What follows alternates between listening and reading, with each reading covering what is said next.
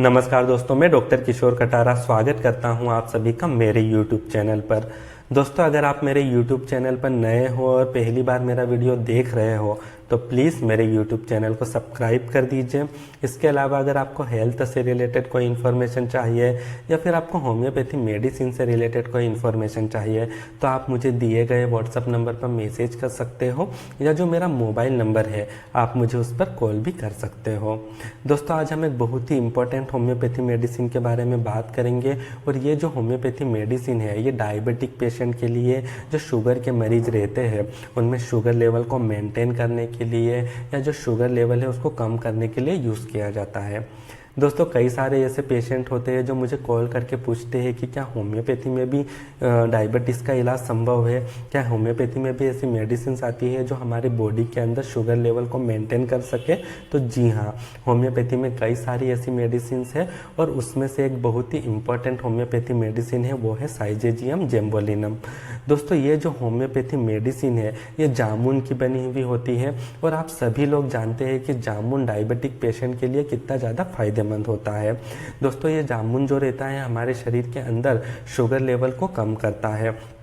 और इसी जामुन के बीज को पोटेंटाइज करने के बाद में as a homeopathic scientific way में इस मेडिसिन को प्रिपेयर किया जाता है और शुगर पेशेंट के लिए एज अ दवा के रूप में इसका यूज़ किया जाता है। दोस्तों, जो वैसे तो ये होम्योपैथी जो है वो सिम्टम के ऊपर बेस्ड है, तो उसी तरीके से ये जो मेडिसिन है इसका एक्शन जो है ब्लड पर बहुत अच्छा देखने को मिला है। तो जैसे ही हम इस मेडिसिन को लेते हैं ये ब्लड पर अपना एक्शंस करके उसके अंदर जो शुगर लेवल है या जो ग्लूकोज का लेवल है उसको कम करने का काम करती है ये मेडिसिन।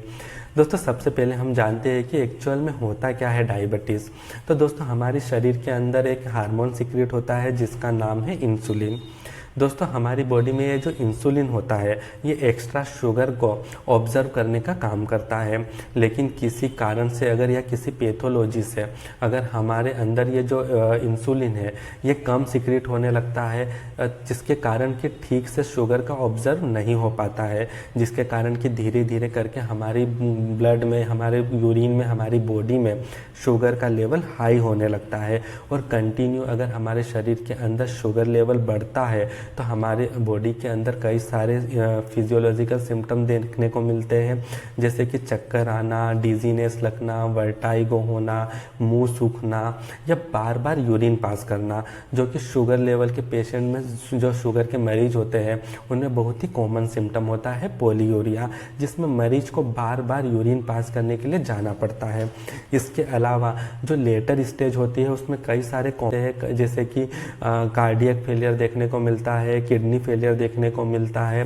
डायबिटिक रेटिनोपैथी देखने को मिलता है। इसीलिए जो शुगर लेवल है इसको मेंटेन करना, इसको कम करना बहुत ज़्यादा ज़रूरी हो जाता है। इनिशिएटिव स्टेज में अगर हमें पता चल जाता है कि हमें डायबिटीज़ है तो हम मेडिसिन के थ्रू या इंसुलिन के थ्रू इसको ठीक कर सकते हैं या इसको मैनेज कर सकते हैं। लेकिन अगर आप बिल्कुल ध्यान नहीं देते हैं आपकी बॉडी पर या आपका जो शुगर लेवल बढ़ रहा है फिर भी आप मेडिसिन नहीं ले रहे हैं या मीठी चीज़ें खा रहे हैं या जैसे कि जूस पी रहे हैं, केक खा रहे हैं, मिठाई खा रहे हैं, ऑलरेडी हमारी बॉडी के अंदर जो इंसुलिन कम है वो ठीक से जो बॉडी के अंदर शुगर बन रहा है उसको ही ऑब्जर्व नहीं कर पा रहा है और आप फिर से एक्स्ट्रा शुगर ले रहे हैं, तो ये बॉडी के लिए काफ़ी ज़्यादा दिक्कत वाली बात हो सकती है और आगे चलकर कई देखने को मिलते हैं। तो दोस्तों, हम हमारी मेडिसिन साइजेजियम जेम्बोलिनम के बारे में बात करेंगे। तो ये जो मेडिसिन होती है इसका जो पहला एक्शन होता है वो ब्लड पर होता है। इस मेडिसिन को लेते ही ये हमारे बॉडी के अंदर जाकर ब्लड में और ब्लड द्वारा ऑब्जर्व हो जाती है और ब्लड के अंदर जो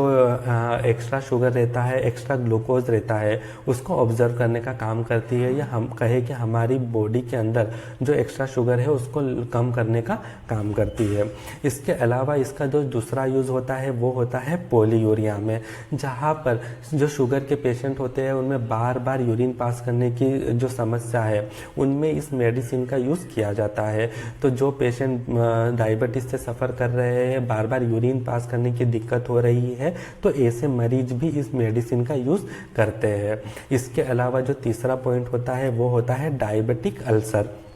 दोस्तों डायबिटिक वाले पेशेंट में एक बहुत ही कॉमन समस्या देखने को मिलती है कि उनमें उनकी जो हीलिंग पावर रहती है वो काफ़ी ज़्यादा वीक हो जाती है। उन्हें किसी प्रकार का इन्फेक्शन होता है, किसी प्रकार की चोट लगती है, तो उनमें जो हीलिंग प्रोसेस है वो काफ़ी ज़्यादा स्लो हो जाती है। तो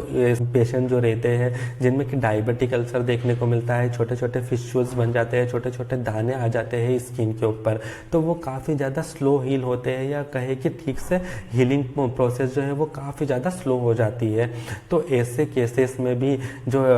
डायबिटिक अल्सर के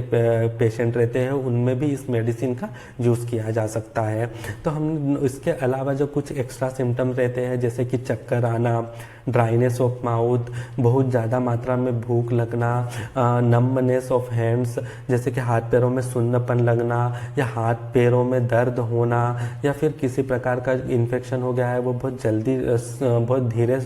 ठीक हो रहा है, तो ऐसे केसेस में ये मेडिसिन काफ़ी ज़्यादा यूज़फुल होती है। तो हमने एक एक करके देखा कि ये जो साइजेजियम जेम्बोलिनम मेडिसिन है ये सारे सिम्टम को कवर करती है जो सिम्टम डायबिटिक के पेशेंट में देखने को मिलते हैं। इसका मतलब हम कह सकते हैं कि ये मेडिसिन डायबिटिक के पेशेंट के लिए काफ़ी ज़्यादा यूज़फुल है, और ये शुगर लेवल को कम करने के लिए, और जो डायबिटिक पेशेंट में एक्स्ट्रा सिम्टम देखने को मिलती है, एक्स्ट्रा पैथोलॉजी देखने को मिलती है, उसको कम करने के लिए ये मेडिसिन काफ़ी ज़्यादा यूज़फुल होती है। तो हम देखते हैं कि इस मेडिसिन का यूज़ कैसे किया जाता है। दोस्तों जो डायबिटिक के पेशेंट रहते हैं वो या तो इंसुलिन डिपेंडेंट होते हैं या कुछ टेबलेट के फॉर्म में इंसुलिन को कम करने के लिए टेबलेट्स लेते हैं।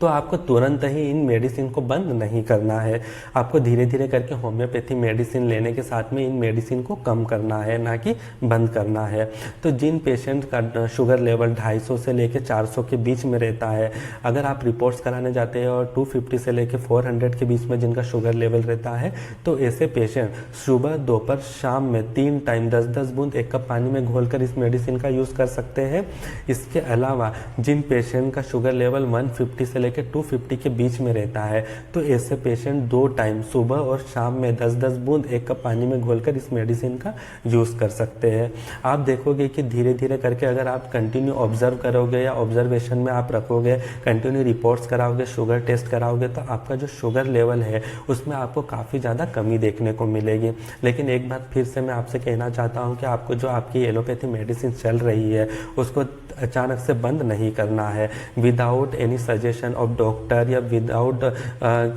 किसी के कहने पर, किसी डॉक्टर की सलाह के बिना आपको कभी भी इन एलोपैथी मेडिसिन को बंद नहीं करना है। हाँ, अगर आपकी मेडिसिन 2 टाइम चल रही है तो आप 1 टाइम